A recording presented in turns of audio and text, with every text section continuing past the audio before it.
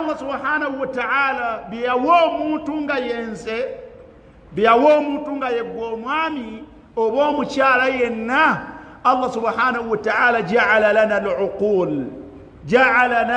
al-uqul Allah subhanahu wa ta'ala nagati njagala obeera attentive nnyo ate njagala obeera agoberera.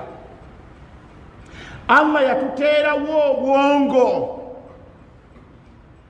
wa min hikmatihi Allah subhanahu wa ta'ala mwebyo byamanyi n'ensonga ze la yuakhidhu tavunana muntu ng'obwongo bwe tebuli ku mbeera ntuufu.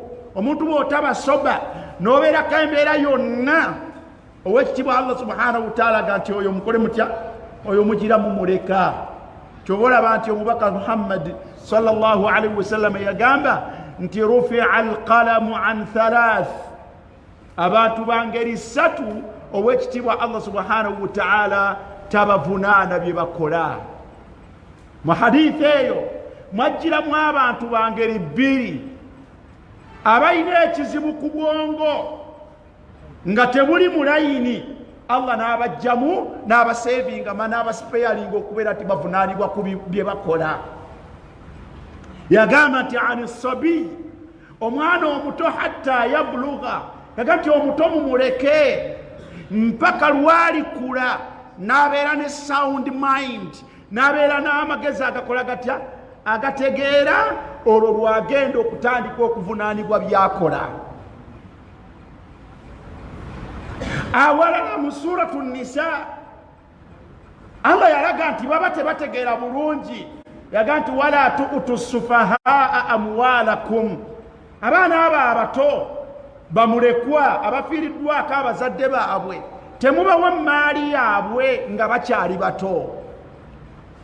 Naye yaga nti fa in anastum minhum rushuda, bwe mulabanga kati ategeera, yaga nti bwe mulabanga ategeera kakati mubawe eki emaali yaabwe, wabtalu liyataama hatta idha balagu nikah fa in anastum minhum rushuda fadfa'u ilayhim amwalahum.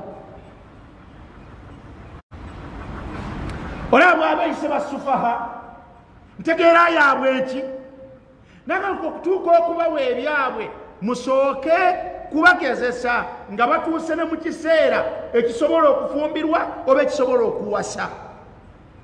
Bwe mubagezesa ne mulaba nga kati alabika ategeera, ng'omukwatira maali ye ng'okola otya ng'ogimuwa. Ekibajjeemu awo bato, emyaka gyabwe obwongo bwabwe bubeera tebuli nnyo kubukola butya obwawula wakati w'ebituufu n'ebitali bituufu, ebimugasa n'ebitakola bitya n'ebimugasa, ekirimu omugaso gyali n'ekitalimu mugaso gyakola atya. Allah nagati musooke mumuleke.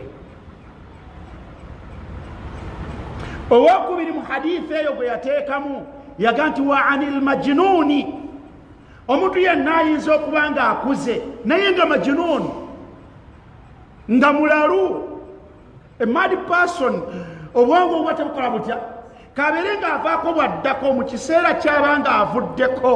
Owekitiibwa Allah subhanahu wa ta'ala yaga nti mumuleke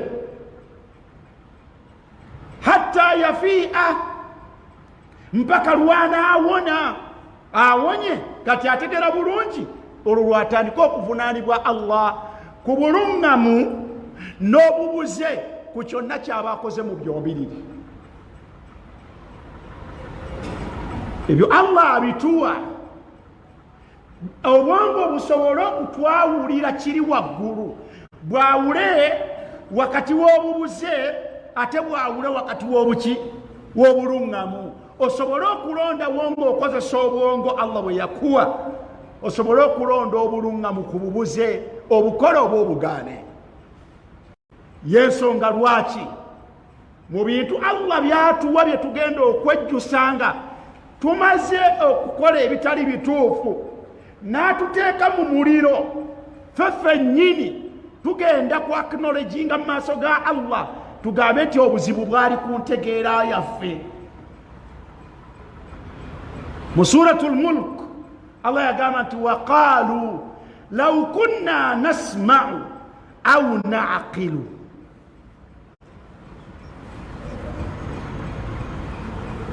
law kunna nasma'u au naqil. Wanonjagadde wansonga ya aqil yakola kutya kukozesa bwongo n'otegeera n'oyawula ekituufu ku kitali kiki n'olonda ku bibiri. Obwongo obusobola okulonda ekituufu ne bulekawo ekikyamu.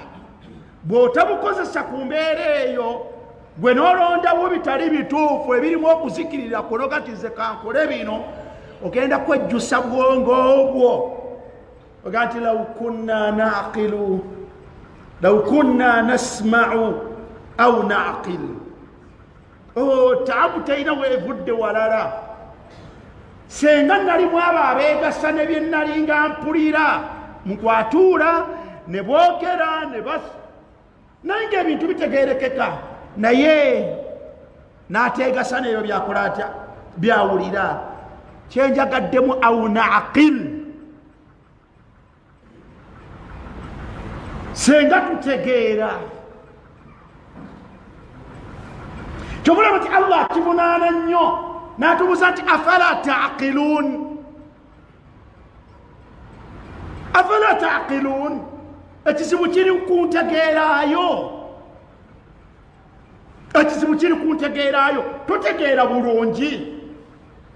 Kusinga obadde otegeera wandibadde kino kiri kiriya, osobola okumanya nti kino kikyamu, kino kiki, kino si kituufu.